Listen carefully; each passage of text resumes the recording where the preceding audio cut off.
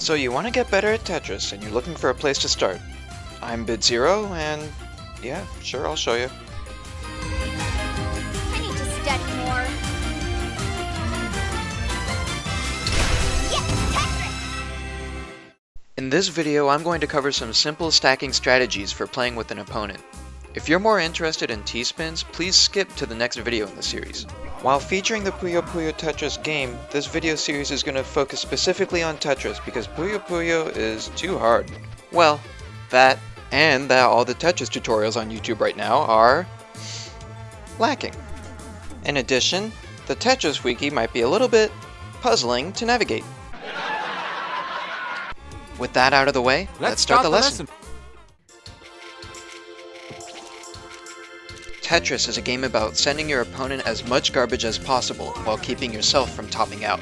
By filling all 10 squares in a row, you clear it, giving yourself more space and sending garbage to your opponent. The more rows you clear, and the faster you clear them, the more garbage you can send. It's coming! All in order to send garbage to our opponent, we're going to talk about the playfield, placing pieces, scoring, and Tetrises. There are 7 different types of tetraminos: O, L, J, I, S, T, and Z.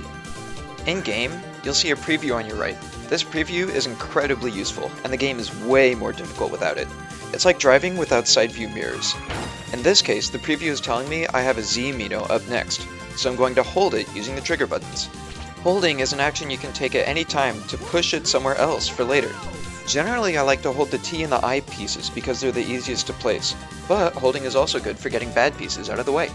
Also, you can't hold twice in a row, so now that I have the Z in my hold, I can't put the O back in. I have to place it.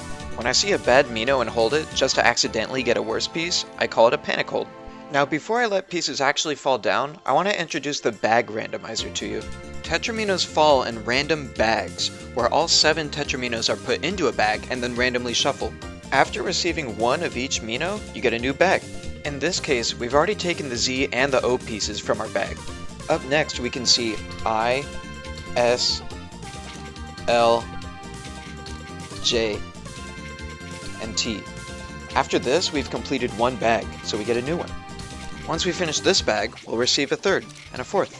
In other words, it's really rare to see 2 of the same mino in a row, so keep that in mind while you're stacking. Now you've probably noticed I've switched the music on you, which means, yeah, it's finally time to talk about stacking. Keep your stack mostly flat as you build it, avoiding towers. For example, I'm about to stack the O piece in the center, but what if I stacked it on the right instead? If the O were on the right, the only piece that could go to the right of that is the I that I'm holding. That would make my field slightly less even than it is now, so I'm gonna avoid it. Even if I might not end up using this I for a Tetris, it's still a valuable piece. Small decisions like these should be made on every piece you drop. You'll get more familiar processing these decisions the longer you practice. Oh, and you see me going for these Tetrises? I'll explain the scoring in a little bit. Before that, there's one thing I really want to emphasize. Tetris has 2 rotate buttons, one for counterclockwise and the other for clockwise. Use them both. It may sound obvious, but the game becomes so much easier when you don't have to press the same button 3 times to rotate 1 piece. Spinning pieces can also get kinda tricky, but we'll save most of that for later. I know that's a lot of information. How interesting. And the title says this is a beginner video. I apologize. So let's slow back down. Time to relax. We can focus on those Hard stacking rock. tips. Get some Tetrises. Oh, and by slow down, I actually meant speed up, because we still have a lot to cover. Because before any of that, we're gonna go over scoring. Clearing 1 line sends nothing. Clearing 2 sends 1.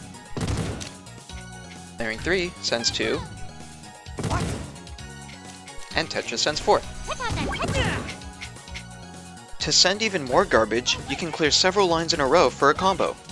In a combo, you send more lines per clear the longer the combo goes. The first 2 clears send 0, and the next 2 send 1 line each. Clears 5 and 6 send 2 lines, 7 and 8 send 3, and everything after gets capped at 4. So clearing 5 singles sends as much as a Tetris. In Tetris vs Puyo, combos build up in a meter on your left until the combo ends.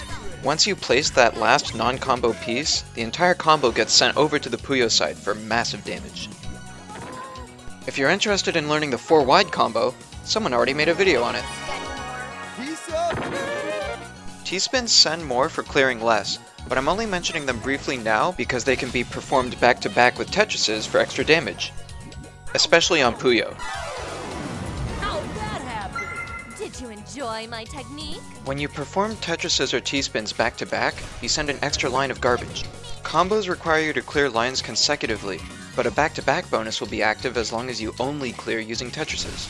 This means if you don't clear any singles, doubles, or triples, you'll send 5 lines for every Tetris cleared. If you're having trouble keeping up with an opponent, try using the sprint mode. It's actually slower. Until now, I've been stacking on the left for Tetrises on the right.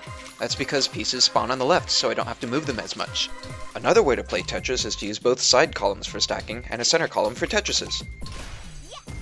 The easiest columns to place pieces into are the spawn and the left and the right, shown in green.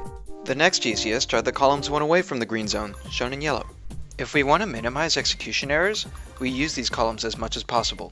We call this 6-3 stacking. 6 columns on the left and 3 columns on the right. The last one for Tetrises. That's basically everything you need to know for stacking Tetrises. All that's left to do now is practice. First, we went over the playfield. We learned to keep an eye on the preview and to use our holds wisely. Next, using our knowledge about the bag randomizer, we learned to place pieces mostly flat and use both of our rotate buttons. To send the most garbage, we want to clear lines using Tetrises. I showed you combos and T-spins too, but we don't know how to use them yet. And finally, I showed you 6-3 stacking to reduce execution errors. Practice with these tips in mind, and I'll see you at the next video. Huge thanks to the Tetris Wiki for already having most of this information, just in a different format. And huge thanks to my subscribers. Actually, wait, this is my first video.